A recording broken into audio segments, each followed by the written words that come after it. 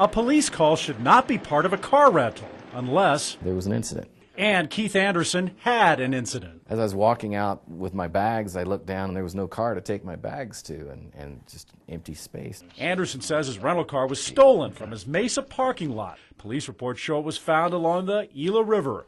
And just when he thought it couldn't get worse, Keith says the car renter held him financially responsible and emptied his bank account. $1,500 has been deducted.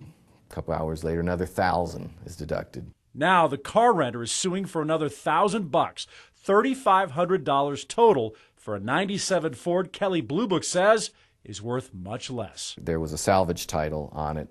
The business is Saban's rental car, known as Phoenix Car Rental Online, where we found calls to 911 and police are routine. Phoenix police records show calls for fights, threats, fraud at their East Indian School and West McDowell locations. 659 total the last 10 years. That equals more than one a week, and many from angry customers. He called me a effing B and said that I needed to get my ass kicked.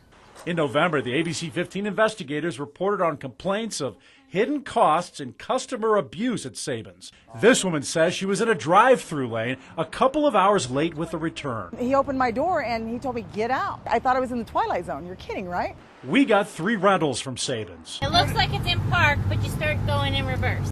AAA certified mechanics found much more. It's got a whole bunch of slack in it. So you'll never know really what gear it is. Valve malfunction in the rack and pinion. Hard to keep the vehicle going straight in the lane. Brake could lock up, can cause a one-wheel skid. But customers might never know because the service light to warn you can see there's a shadow on the dash was painted over on all 3 rentals. It even shocked our mechanic. If you got this as a rental car, would you be taking it back? Immediately. There are a lot of people who want their money back. Saban's rental had no comment then. I see you standing right there. Can't you just answer a couple of my questions? And they won't comment now.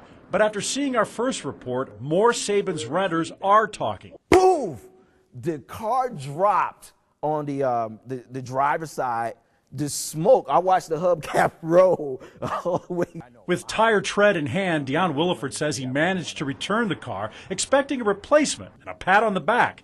Instead, he calls their reaction a slap in the face. What did they say to you then?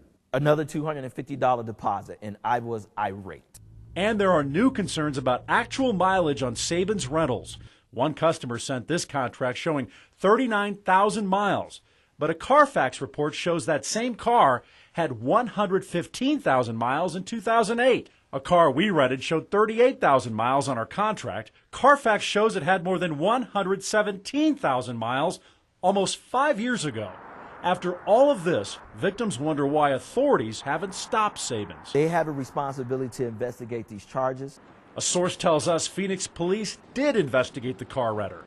We obtained these police reports showing search warrants and photo lineups. And we're told the case was handed over to the state attorney general's office last year. But the AG's office has taken no official action against Saban's ever and says by law they can't confirm or deny the existence of any investigation. All complaints are confidential. These people will continue to put people on the street in cars that is not deemed safe. Eventually, somebody's going to get hurt. We will continue to push for answers. Meanwhile, make sure to read your entire car contract before signing. And go to abc15.com to the Investigators tab to see your renter's rights. And leave a comment. I'm investigator Joe Ducey, ABC 15 News.